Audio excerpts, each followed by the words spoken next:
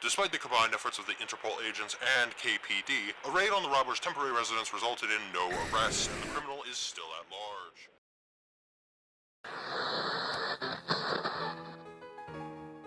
Sorry for the frigid rendezvous, listener, but a beautiful view from Mount Silver, isn't it? A while ago, we took a tour of the Kanto region to determine where would be the best to live. Now I've gotten to thinking.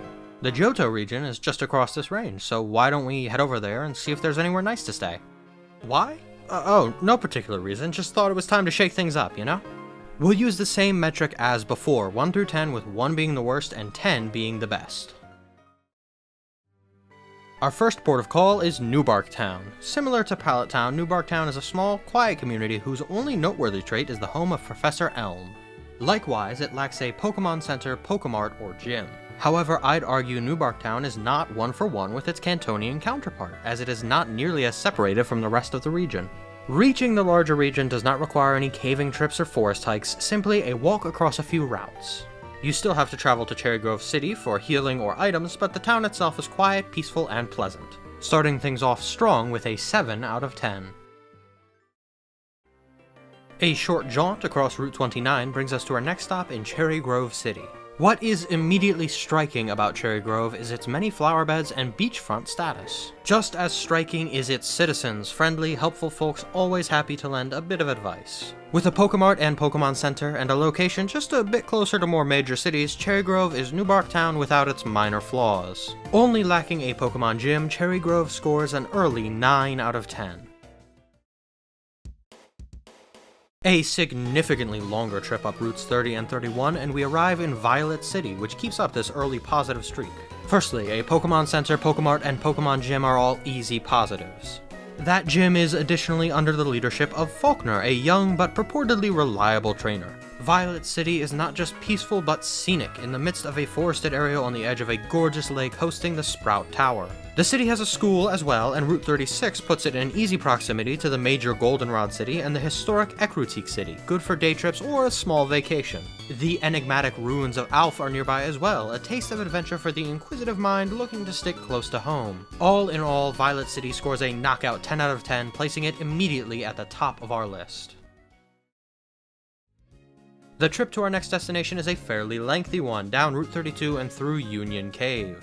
Before long, we arrive in Azalea Town, a secluded little town fenced in by the cave and the winding Ilex Forest. Home to the Pokeball creator Kurt, who practices a traditional art of Pokeball making, Azalea Town sports a Pokemon Center, Pokemart, and gym. Just outside of town is the Slowpoke Well. Though briefly embroiled in a rocket plot, it once again serves as a peaceful home for the Slowpokes of the region.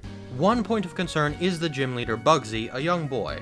During the incident in Slowpoke Well, Bugsy took no action against Team Rocket. Team Rocket was more careful with their plans this time around, and indeed it's possible they sought to prevent the leader from being informed, but perhaps their blocking challengers to the gym should have been noticed. Additionally, the seclusion of this area is of particular concern. Like Kanto, Johto does not currently have a flying taxi system for trainers, making travel difficult for those without the ability to fly. It's an okay place to live, but not spectacular, and when one of your noticeable features is a Pokeball creator who has stubborn on his mailbox, that's generally not a great sign. We'll call it a 4 out of 10. Despite my sense of direction, we managed to get through Ilex Forest without too much difficulty and arrive in Goldenrod City. Goldenrod City is easily the biggest city in the region, a bustling metropolis with a train connecting it to Saffron City in Kanto. It sports a Pokemon Center, Pokemon Gym, flower store, bike store, and a department store with unique stock not available elsewhere. Not to mention, just nearby are the Pokeathlon Dome and National Park, perfect for a day out alone or with the family. Now, the mention of Saffron City may cause some concerns. I was previously highly critical of Saffron City's issues with crime, but comparing it to Goldenrod is a false equivalence. While Team Rocket did take over the radio tower here, similar to their takeover of the Silphco building, the method was different and far more subtle. In a bid to swiftly control the tower, the director was kidnapped and impersonated. Team Rocket detained everyone within the tower, and visitors were disallowed. Their broadcasts, proclaiming the return of Team Rocket, were caught almost immediately by a trainer who personally investigated and removed Team Rocket. Unlike the very public takeover of Saffron and Silphco, this incident involved significantly more red tape. Anyone with a working brain could identify Team Rocket behind the incident, but getting permission to raid the building would take much longer. Speaking of working brains, we need to discuss Goldenrod Gym's leader, Whitney. Though her childish tendencies are often maligned, I am far more concerned by her inability to solve the radio tower's quiz. A simple series of 5 yes or no questions trainers may take as many times as they like for a radio card. This challenge was apparently too much for the gym leader. Overall, Goldenrod is a busy city with friendly folks and lots to do, and though there have been some troublesome signs, nothing warranting too large a markdown in score. It even has an underground tunnel system where trainers can enjoy sporting battles free from the congestion of the streets above. A solid 7 out of 10. A short trip through the park and across routes 35, 36, and 37 brings us to Ekrutik City.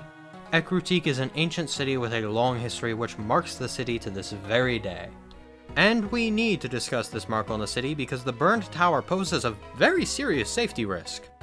One little sign asking trainers to pretty please stay out is not nearly enough, and though they claim they will start construction to rebuild soon, they also say it was burned down in the distant past. I understand that it is likely an important religious or historical site, but that is not an excuse for leaving a dangerous building up and open to the public for generations. The town additionally supports a Pokemon Gym, Pokemon Center, and Pokemart. Speaking of the gym, the leader Morty is a difficult man to judge, being a user of ghost types and an avid studier of legendary Pokemon. Giving him the benefit of the doubt, he wished to call forth Ho-Oh before a mysterious champion-level trainer did so. It can be assumed he understood the requirement of pure-heartedness by the trainer who would call it forth. The only other noteworthy trainers in town are the mysterious Kimono Girls, a deeply strange and concerning group with ties to numerous noteworthy trainers around Johto whose actions are suspect to say the least. This town carries a strange air about it, and the dangerous burned tower drags its score down significantly, to say nothing of the fire breathers who hang about inside. 4 out of 10. From here there is a split in the road, but I decided to travel to Olivine City first along the quiet routes 39 and 40.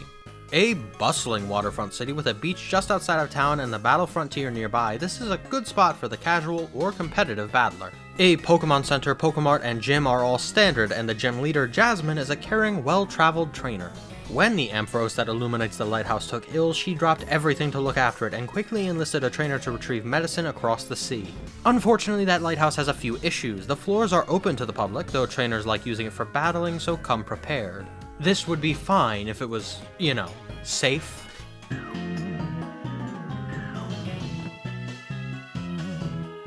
It isn't.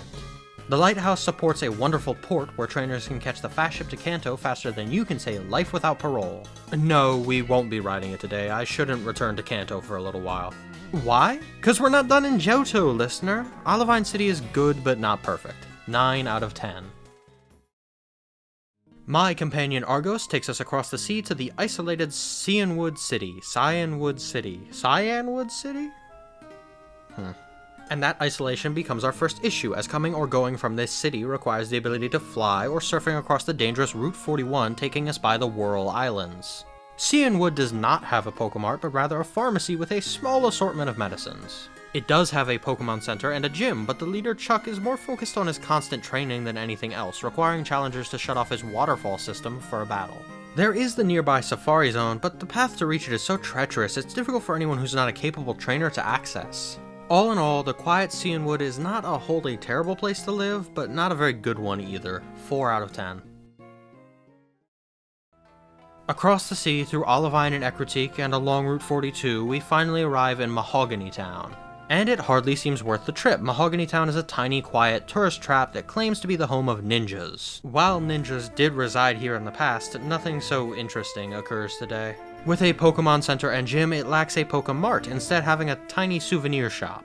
This was once a base for Team Rocket, who retrofitted an old ninja base and has now been claimed by this random old lady. It seems no one has cared enough to stop her, and her selection is fairly limited compared to what a Pokemart could offer. Indeed, not caring seems to be the order of the day, as the leader Price could not be bothered to raise a single finger while Team Rocket caused ecological chaos. Nor while they extorted trainers on the way to the Lake of Rage. There's a reason Team Rocket was able to set up a major base here. 3 out of 10. The Ice Path is a frigid locale made warmer by the company of my companion, Avernus. This path puts us out in our final destination of Blackthorn City. I wish I could say we're ending on a high note, but Blackthorn City sports a myriad of issues. Though it supports a Pokemon-centered Pokemart and gym, its leader Claire is a self-centered and petulant trainer who takes losses extremely poorly. The Dragon's Den at the back of town may sound promising for the aspiring trainer, but it is locked off without express permission from the Dragon Tamers. And that's really what it comes down to, the Dragon Tamers. This powerful group have a strong presence in Blackthorn, and their disapproval of outsiders would make moving in highly difficult. Additionally, it is hard to travel from Blackthorn to any nearby town or city, requiring a trip through Ice Path or a lengthy one-way trip down Route 45. Not to mention, for the non-trainer, there is very little to actually do in Blackthorn. Though I took the time to train with Nav and learn the move Draco Meteor under a tutor, it's not a place I'd consider staying 3 out of 10. Well, listener, that's every town and city in Johto. It's about time to get to ranking them all. At the bottom of our list is an immediate tie between Mahogany Town and Blackthorn City with 3, right behind a 3-way tie of Azalea Town, Ecritique City, and Cyanwood City with 4. We skip 5 and 6 into 7 with Newbark Town and Goldenrod City, then skip 8 into 9 with Cherry Grove City and Olivine City.